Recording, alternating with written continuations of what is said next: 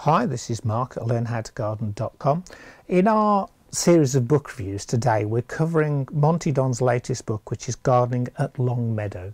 Longmeadow is Monty's house and sort of garden based on the Welsh borders.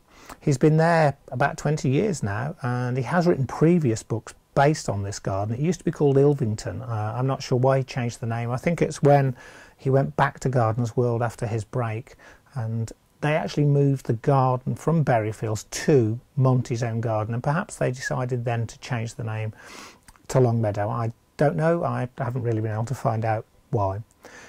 In Monty's typical style, it's a very relaxed book. I find him very engaging in the way he writes.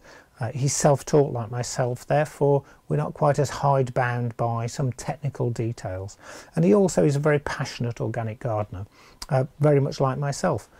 What I would say, though, is that the book is broken down into 12 months, and unlike a classic sort of month-by-month gardening book, what he does is say, in my garden in this month, this is what is fantastic, this is what looks great, and this is what works for me. And I find that quite refreshing, and it's a great coffee table book. It's the sort of thing you can sit and read on a cold winter's evening. What I wouldn't do is, if I wanted some information in my garden, if I was a new gardener, if I wanted to learn technique, this really isn't the book for you. There's not a lot of technique in this book. There's not an awful lot of detail on how to grow specific things.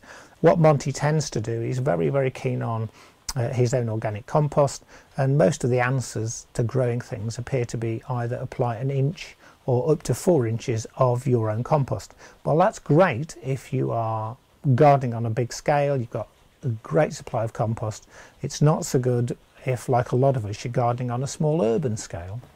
So overall, I'd say not the best practical book I've ever read. So certainly not a good book for those people who are keen on improving their gardening techniques, but a great book if you actually want to be inspired by one man's journey through 20 years of gardening in one particular garden. So that's today's review of Gardening at Longmeadow. Probably would get it second hand on Amazon, save yourself a few pounds, and like I say, okay for a cold winter's read.